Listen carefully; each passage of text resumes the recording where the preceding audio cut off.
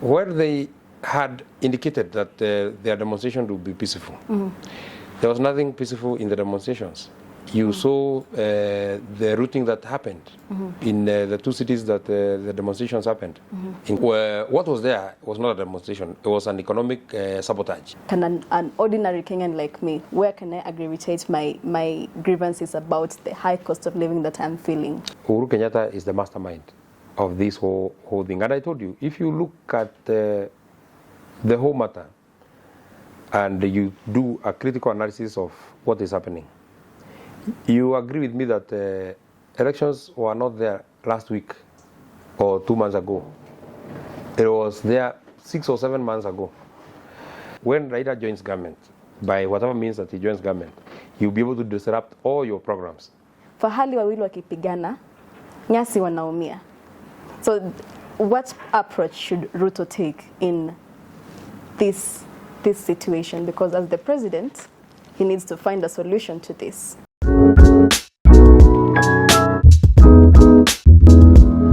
A very warm welcome to another episode of Kenya Explained. My name is, of course, Esther Nyanje, and I'd like to thank you so much for supporting us this far. Keep on subscribing to this YouTube channel, and we hope that these conversations are going to enlighten you and give you formed decisions over whatever space you get yourself into.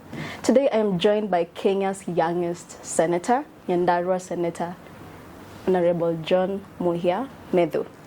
Habari yako? Mzuri sana. How is life in government? Life, let me not say life in government, let me say life in service, because in essence what we are doing is serving. Right. And when I spoke to, and when I was campaigning, I was asking the people of Nyandarua to give me an opportunity to serve them. So it has come with its own fair share of challenges.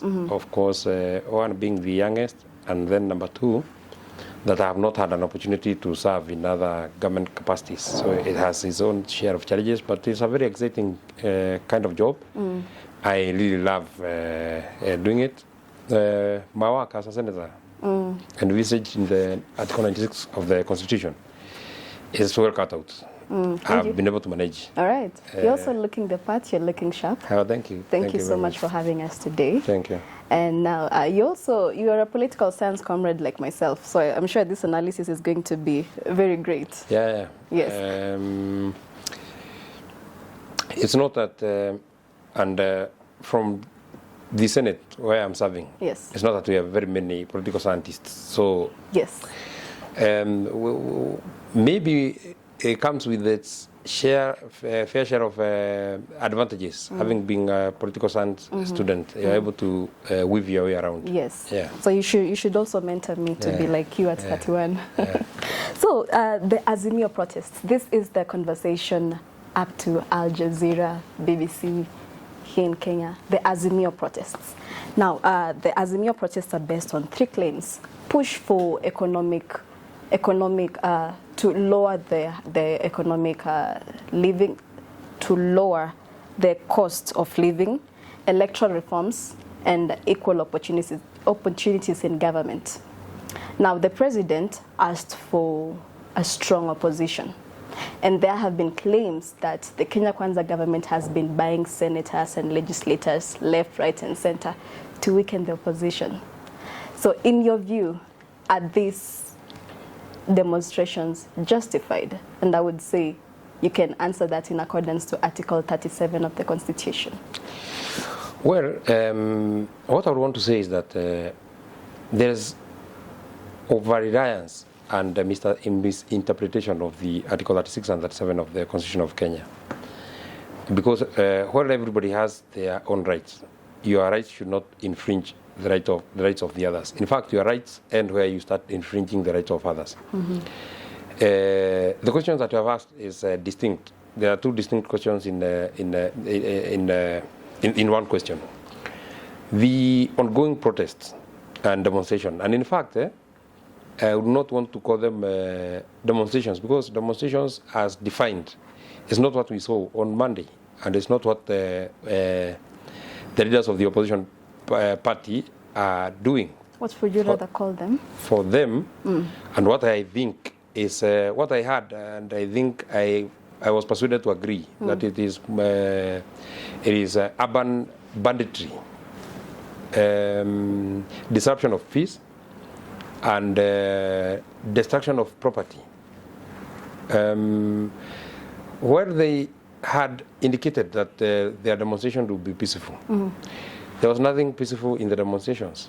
You saw the routing that happened in the two cities that the demonstrations happened, in Kisumu and in Nairobi. You saw the kind of destruction of property that happened. And that is why you not want and you not go to look or fight for economic reform when you are sabotaging the economy. Yes. Every activity in the city of Nairobi, our biggest city, every activity went into a standstill. The government of Nairobi said that they collected less than half. 30.3 million. Less than half of what they collect every day. So what was there was not a demonstration. It was an economic sabotage. Oh. And the issue of saying that they are fighting for lowering the cost of living is just a veil to hide into the evils that are in the wider scheme. It's not that the leaders of the opposition just woke up today and found that the cost of living is very high. Since we took government, since Kenya Kwanza took government, it's not the price of basic commodities are not really as high as they were 6 months ago. If you just pick one item of unga, when the president was getting sworn in, fuel, the price of a packet of unga was 230. It is no longer 230. Fuel has its own kind of global challenges. Right. But even that being so, even that being the case, minor subsidies, subsidies that have dipped this country into very deep holes, we still have been able to manage to keep the fuel prices maybe slightly lower than what they were. And we are hopeful that with the trends in the world, we shall be able to get fuel to where it was. But the far and short of it, the way to lower cost of living has never been and will never be demonstration and economic sabotage. That is number one. Number two, when they speak about electoral reforms, they are saying that they will be on the roads until servers are opened. First thing, our constitution has the framework of how to conduct an election and how to complain when you feel that the election is not fair. And the opposition has exhausted all avenues of dispute in terms of the 2022 general election. They went to the highest court. They say that they have valid evidence that some polling stations had some discrepancies here and there, and they were allowed. Do you remember that a section of many polling stations were tallied, and many things happened, and the Supreme Court did not find any anomaly. The president has been sworn in. So when you come and say that you now want to open servers and you say that you want the whole thing to be looked 6 months after the general election, it beats logic. It tells you that it's nothing really to do with the 2022 general election. Now help us understand, why is it technical to open the servers? Why can the servers just be opened? Maybe we need to firstly evaluate what are the servers, because you see, all results were posted in the public portal, and anything, nobody requires anybody to open any server because all the results are in the public portal. If I want to know what happened in any polling station in Kenya, anybody who even came to Kenya today and was not involved in the general election, I just go to the public portal and they'll get every evidence that I would want. So just as the Supreme Court said, all these things are just chasing the wind, and they just want to use terms maybe really to confuse the people of Kenya, but the truth of the whole matter is that all the results are in the public portal. They also say that they are not very comfortable with the way the IEBC is being constituted.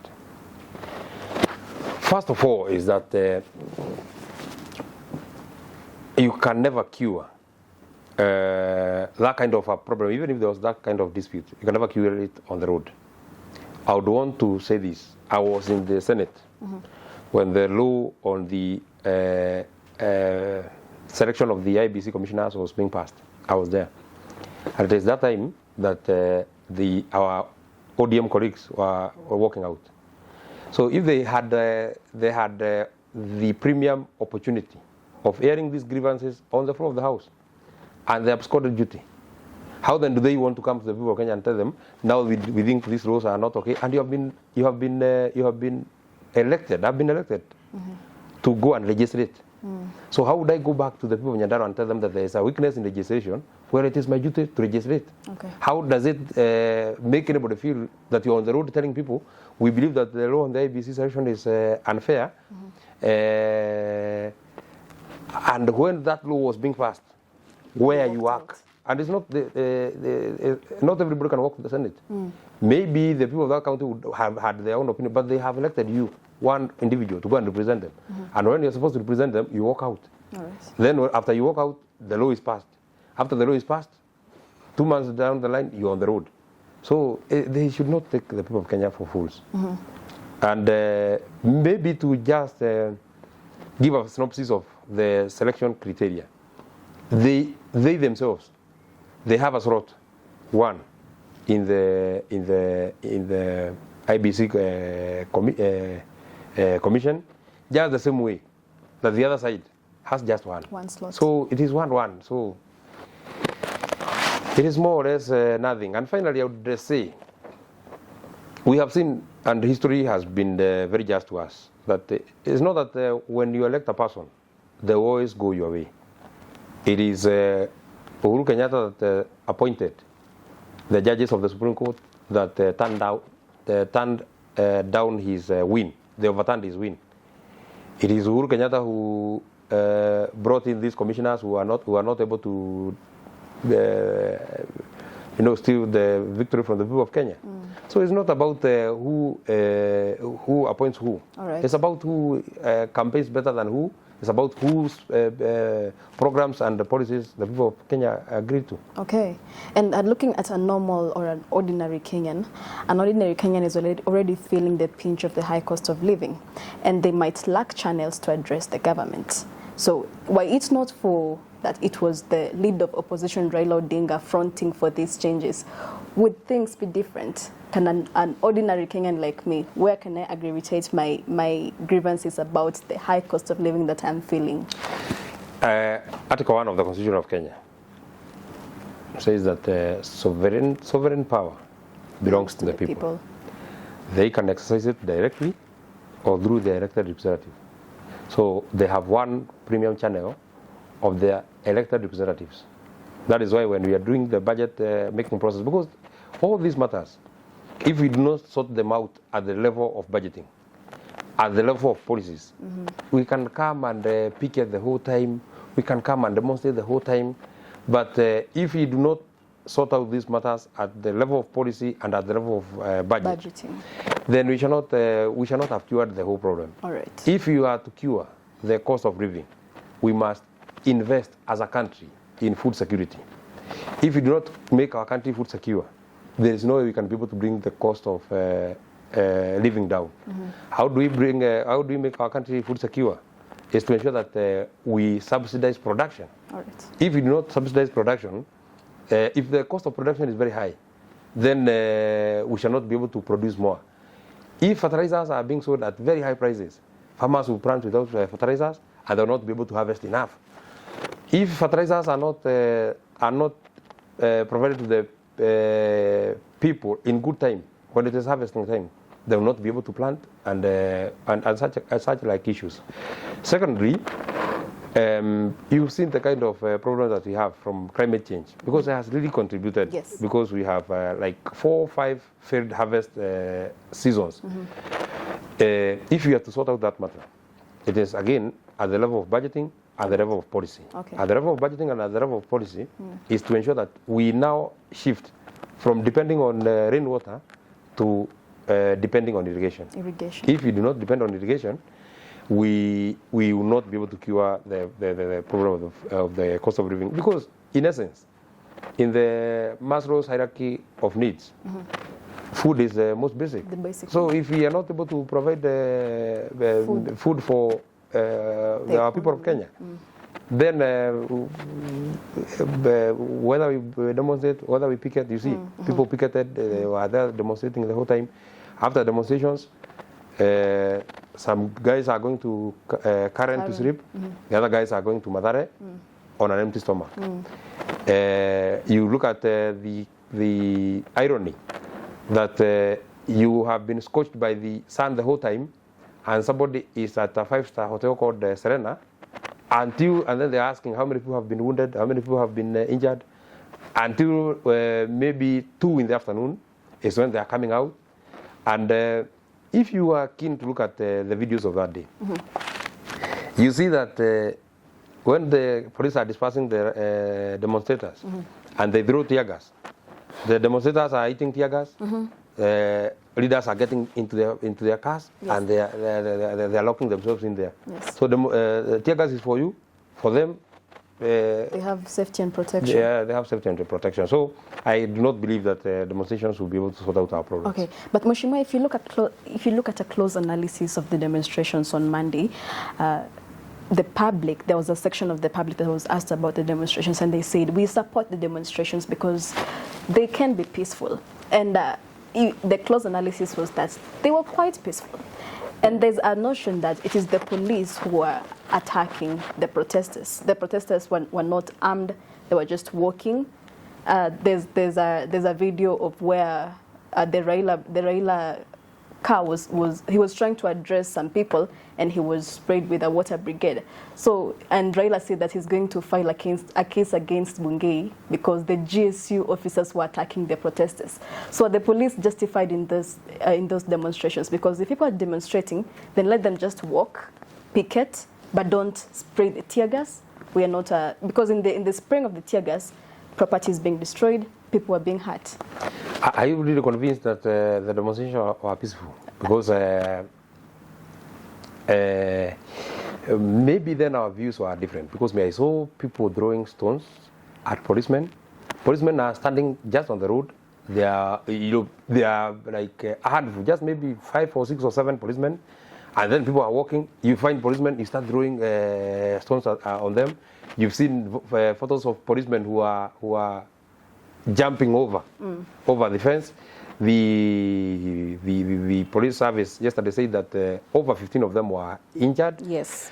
So it will tell that the demonstrations were not peaceful. Number 2, were the demonstrations lawful?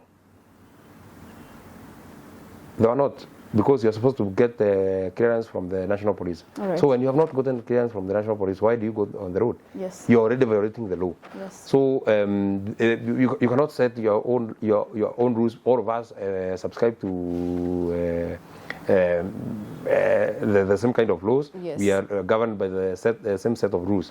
And we have seen many demonstrations from this office. Every day I see people picketing around this government square. I saw the traders from Gikomba. They were here 4 or 5 hours. They were demonstrating, and nobody tear gassed them. Nobody poured treated water on them, because it is within the rights of the people of Kenya to demonstrate. Yes. It is within the right of anybody to picket, to show displeasure, to show what, but it is not within it is actually the work of the police to ensure that they protect the other people. Yes. So that when you have the right to demonstrate, your right does not infringe on the right of the other person. All right. I want to agree with you. In political science 101, there can never be peaceful political demonstrations. It's very difficult to achieve that. Now, on one hand, the Kenya Kwanza government is saying that Raila and Uhuru should be arrested. And on the other hand, the AZIMIO brigade says that we want to scale up our demonstrations to now 2 days in a week. Is there a legal basis of arresting Raila and more so Uhuru? What has he had? We do not have any evidence that Uhuru has a hand in these demonstrations. And this has been fronted mostly by Ichung'wah and Malala. They are the attack dogs. Are they biting more than they can chew when they tell the public these things? Well, we have, and we shall be able to substantiate within a very short course of time that Uhuru Kenyatta is the mastermind of this whole thing. And I told you, if you look at the whole matter and you do a critical analysis of what is happening, you agree with me that elections were not there last week or 2 months ago. It was there 6 or 7 months ago. And they said, although we don't agree with the Supreme Court, we respect their decision. Yes. So what was that? That was a concession. Yes. So to now come back 2 or 7 months later to say that we are thinking of or we are deciding otherwise. It leaves a lot of questions and unclear questions. But why I insist and I think the police should be able to arrest Raila Odinga. One, I have told you, it is him who was leading the demonstrations. So if he was leading unlawful demonstrations, why would he not get arrested? That is number one. Number two, it is not that everybody just woke up from home and they came to town. They came because he told them to come. So he should take responsibility of the actions of his rioters, because it is him who mobilized them from home. So that we are able to, so that next time, if I want to do unlawful demonstrations and the police arrest me or they don't arrest me, they will be able to make reference. But if I come tomorrow and I want to demonstrate with or without police clearance, and anybody wants to arrest me, I will tell them, why didn't you arrest Raila Odinga? Okay. Now, Raila Odinga has been a topic of discussion. We're talking about him right now. And he has been involved in every table with every sitting president. Ruto administration is trying to play tough in looking at how to approach Raila Odinga. And we're not asking, they're not asking for, maybe they say this time that they're not asking for a handshake. But if you look at the history of Raila Odinga, from the first president to now the 5th president, he is still looking for a way to be accommodated. Now, what do you think Ruto, the President Ruto, should approach? What approach should he take?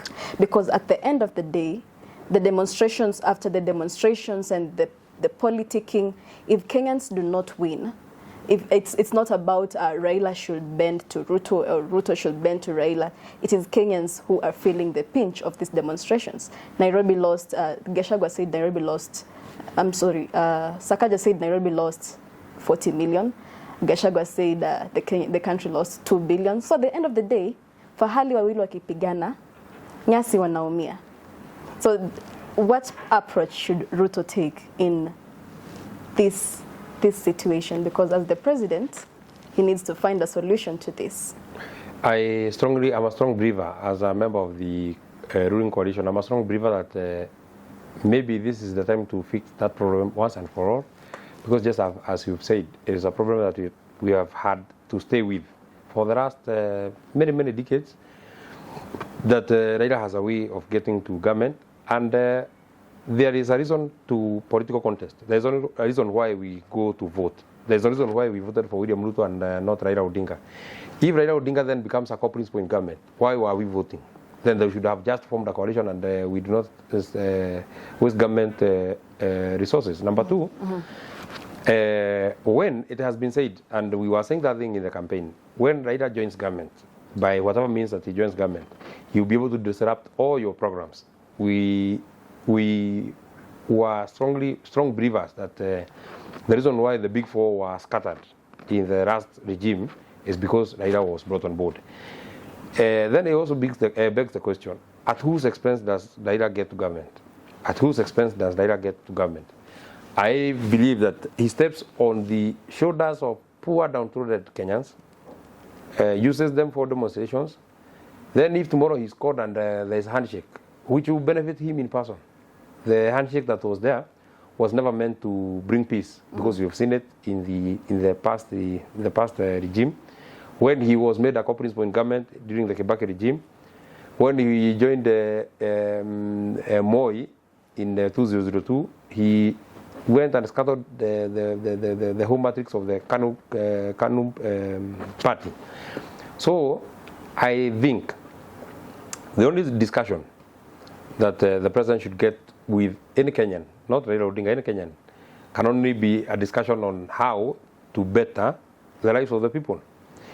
That is why I feel that the 10 or 12 members of parliament from Luo Nyanza who are working with government are doing the right thing, because the people of Luo Nyanza do not have a different set of presidents. They do not have a different set of government. They do not have a different set of representatives. The reason why we are elected as representatives is to bring the grievances of our people from Mashinani and then bring them to Nairobi. So if you are not bringing them to parliament or the executive, you are taking them to Maandamano. So then what happens to the people who elected you? So I do not think that the president should get into any kind of negotiation for political power with the leader of opposition. Now, as we continue, ladies and gentlemen, keep subscribing to this YouTube channel for more content like this. So, Mheshimiwa, you are saying that he should not get into any negotiation with Raila Odinga, but now this is going to go on and on. What would you recommend he does? Because something has to be done. Something has to be done. What should be done is that he should be arrested and his group of goons, because it is the responsibility of government. Raila has a very huge following. You know, we cannot underrate Raila. In fact, I describing myself as a lethal person. You know, he has a very huge following that if he tells his followers, do this, they will do whatever he wants to do. So that notwithstanding, it does not mean that if he has a massive following, then he has his own different set of rules. If he's breaking the law, it will lead to anarchy. Government has and should have its own mechanism of protecting the other Kenyans. All right. It's not that he has the majority, because if he had the majority, he would have won all the elections that he has participated in. That is number one. Number two, you saw the reason why he would want to go to Mathare is because his support is being pushed towards that side. If you say that really that he has very huge following and people would want to burn down our country because he has said so, which other counties did Maandamano happen apart from Nairobi and Kisumu? It tells you that the people of Kenya would not want to burn their own country because of one person. It was their responsibility to vote for him. If he was not able to guard his vote as he is saying, then what else would the people have done?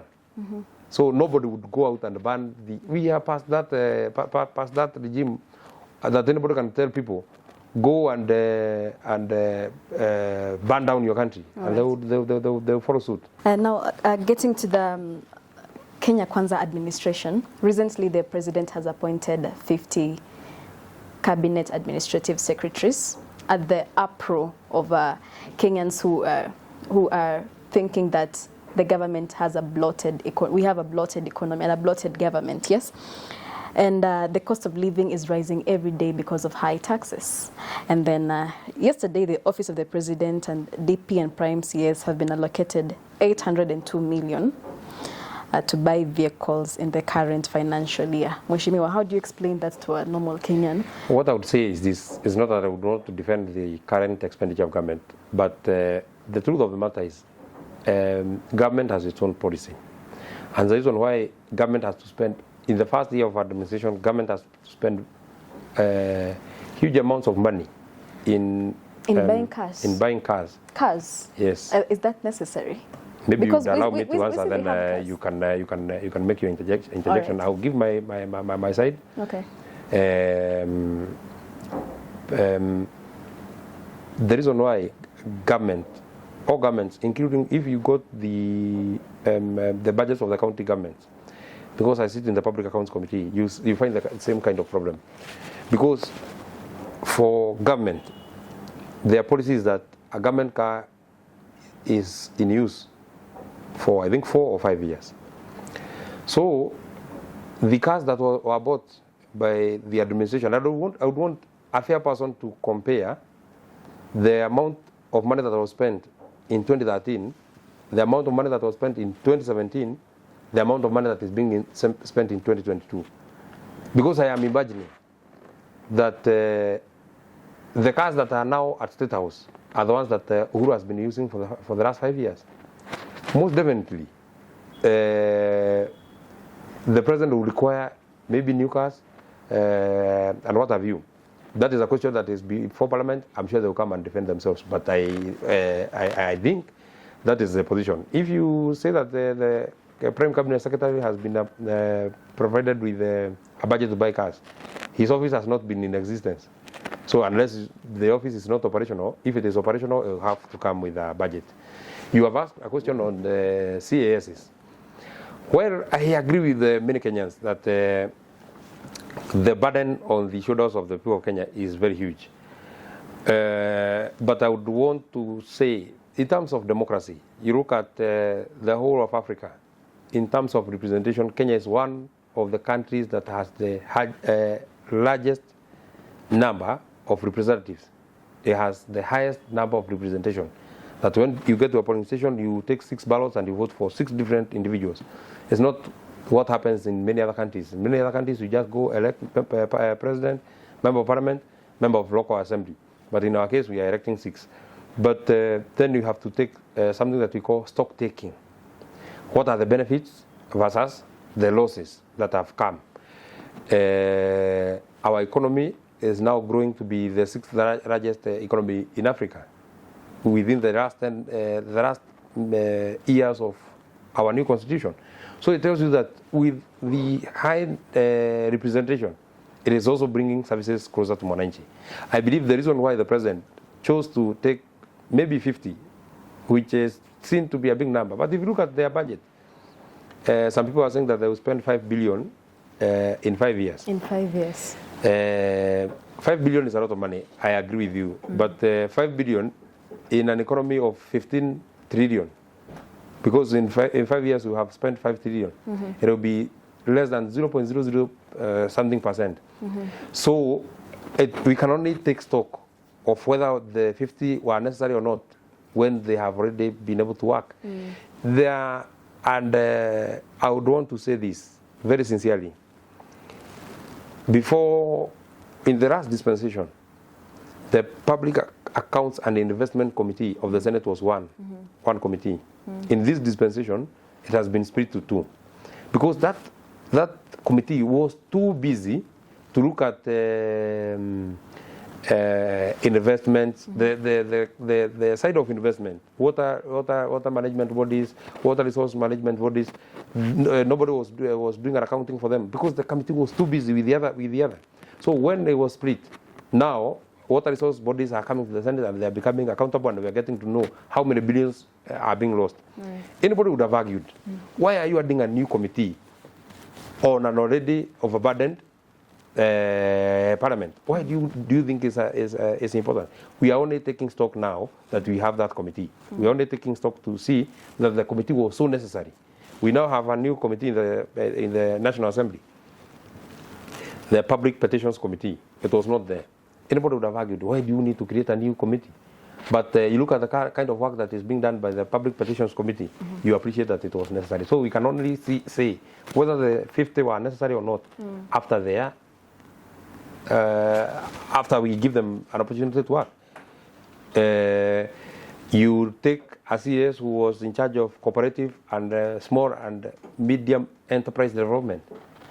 Maybe they look at cooperative and small and medium enterprise development will be left, or they will take this component and this one will be left. Well, it's something to argue about, because you think, why not about 20 to 27? And you remember when Magufuli got into power, the late Magufuli, his soul rest in peace. he really was big on austerity measures. He really did a lot of things to cut down the government spending. And there was even a hashtag saying, what would Magufuli do? For example, he cut down foreign travels. He cut down meetings in luxurious hotels. Of course, it hurts this part of the economy, but he did projects like that to support the health system, buy more beds and hospital machines. So you look at, come to Kenya and you look at, why can't these things be done in this? Maybe it's because spending right. Maybe it's because our media is one very biased media. Because if they were very genuine, they would have told you that since the president came, I've been a member of I've been the chairman of the Standing Committee on Lands, Natural Resources and Environment, and before in the last dispensation, my committee was getting 20 million for foreign travel in one financial year. In this dispensation, we are getting 8 million for foreign travel. So in essence, very few members of parliament are traveling out of the country. Very few ministers are traveling out of the country unless it is very necessary. So you never hear those kind of things in the news, because they do not want to show that the government is doing anything positive towards that kind of. In the last dispensation, chairman had their own hospitality budget. Since you came here, you are not even gotten a cup of tea. Because we are not being given that kind of budget this time. All right. Okay. On to matters personal issues. You seem to be so close to the Deputy President, Rigathi Gachagua. Recently, you said, "I welcome Rigathi. I welcome my demonstrators. I welcome demonstrators to Nyandarua County, but they should not touch the Deputy President."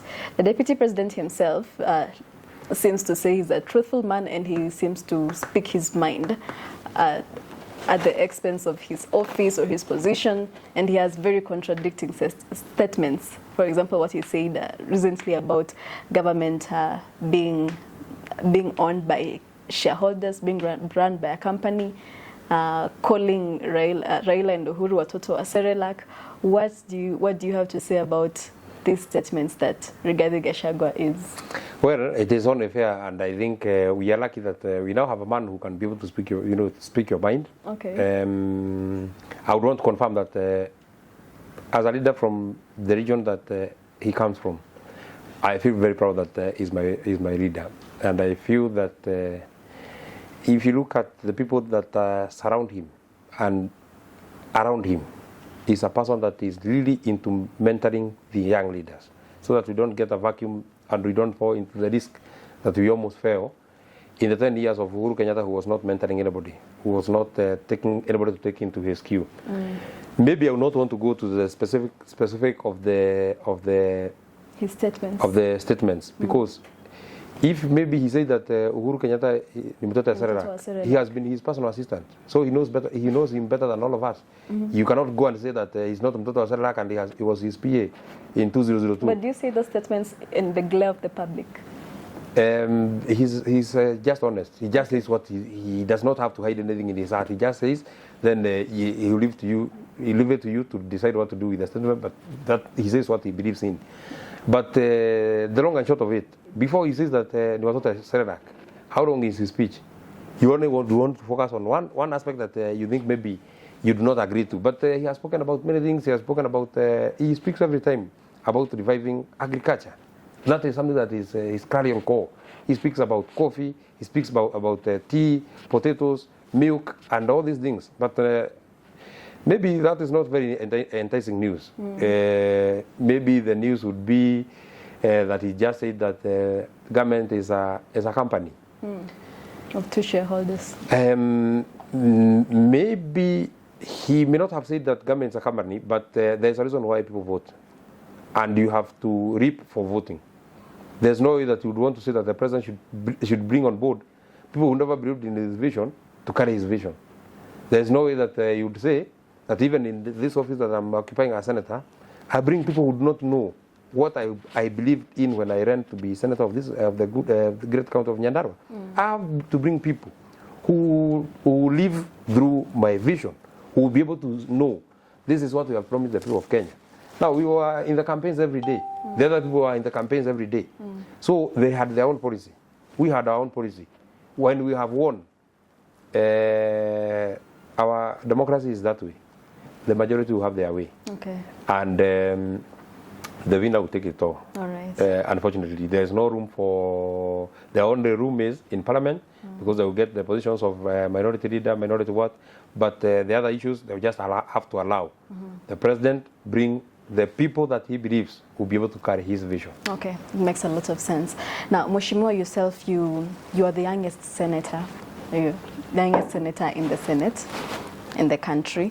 And looking at your campaign story and how you got to that position, there is that you did not use a lot of money, as people think that you have to use a lot of money in campaigns. And you beat political bigwigs in Nyandarua like Ethiomi. So you can tell us a bit about your political journey and what inspired you to vie for the Senate position, and how you're looking forward to making the lives of people in Nyandarua and even Kenya at large better. Maybe I would want to say this. First of all, is that I really thank the people of Nyandarua for believing in me. It's a major departure from what has been happening in the past. Yes. They have not been electing very young people for a long time. And I went and sold my vision to the people. And I would want to encourage many people, not really the young people, everybody who maybe would require some kind of encouragement. You just need to believe in yourself and then give it your all. I have never had a very good and clear answer to a question on why I chose the Senate and not any other position. But I wanted to serve a bigger scope of people than maybe my village, than maybe my constituency. I thought a county is big enough so that I can be able to serve a bigger scope of people in ensuring that we get enough resources. My work, when I sleep, when I wake up, is to go to the Senate and debate so that people can understand, the people of Kenya can understand the kind of county that we come from, the kind of challenges that we have, the kind of resources that we require. If the government of Kenya was to just pick that good county of Nyandarua and invest in agro-processing, all these issues that we are faced of on food security, we'll be able to solve them in a snap. Nyandarua County is the leading producer of potatoes in the whole republic. Yes. Nyandarua County is the leading producer of cabbages in the whole republic. Nyandarua County is the leading producer of carrots in the whole republic. Nyandarua County is the second leading producer of milk in the whole republic. So all the horticultural products that you would want, French beans, cowpeas, all of them, they are found in Nyandarua. Our only problem is that all these products are perishable. So we are not able to store them for long. So we have to sell them at very low prices because the production is very high, the market is very stressed. We are not able to take them to Mombasa because before you take them from Mombasa to from Nyandarua to Mombasa, the goods are going bad. So if they are to invest in agro-processing, we would have sorted to a very big percentage our problem of food security. So that is my work. When I come to the Senate, I have to argue out this issue so that when we are dividing or we are doing division of revenue, we are able to get a share, maybe not enough, but substantive to push our people forward, to push the county government of Nyandarua forward, and to ensure that at least services in terms of health, in terms of water resource development, and provision of water for drinking water, subsistent use, and irrigation, issues to do with early childhood education, issues to do with vocational training, all those issues that are assessed with the county government, we give them enough resources to be able to provide those kind of services. How I won is that I would want to credit, first and foremost, I would want to credit God. We had a very difficult election. I had one of the most difficult nominations because I was facing very seasoned politicians. Yes. And out of the challenges that are just normal, what faces any other young person who is running, because if you are running for a political position, you must be ready as a young person. One is that you have a long and tall order of convincing people that you are up to the task. You're up to the You task. are measured to that kind of job and task. So, of course, they would come with those kind of stories. You know, this guy is too young. Maybe you can allow him to mature up a little bit. Maybe this guy does not have enough. You go there and you steal your money. You know, this guy does not have the experience, so you go there. He'll be bullied. You not get what. You not get what. But I was very focused. My focus was not on the people that I was running against. My focus was in winning against my own self. I was running against me. So I was not looking at who said what. I was not caring who did what. I was only caring on where have I not gone to this place. When am I going there? This time. What am I going to tell them? This is what I'm going to tell them. And I put a lot of effort. I was doing between 9 and 12 meetings a day. Because when you do not have a lot of money, then you have to substitute it with a lot of effort. Okay. If you don't have the money, then you have to have the energy. You cannot miss both. So when you don't have the money, the only resource that you have is the energy. Then use it. Just the same way that I tell my people, maybe you don't have the money, maybe you don't have the education, but what you have is your energy. Then use it. Use it. Then you shall become a useful person in the society. All right. So we gave it our all. Nominations came, very difficult nominations, but I thank the president and the UDA party that they did a free, fair nomination. Doesn't matter who knows who, doesn't matter who does what. In fact, in very many polling stations, I did not even have agents because I did not have the money. So if we required maybe 1,000 agents, I'm able to get 500. Then I'm able to get another like 100 or 200 volunteers. So the rest I say, the Bible says that if God does not watch over the city, the laborers do it in vain. Yeah, the laborers do it in vain. So if God does not watch over my votes, the agents will labor in vain. So I'll let him. I let him watch over it. Okay. Which was a very dangerous thing, by the way. Very dangerous. It was very dangerous because it almost costed me. Because some people went and they wanted to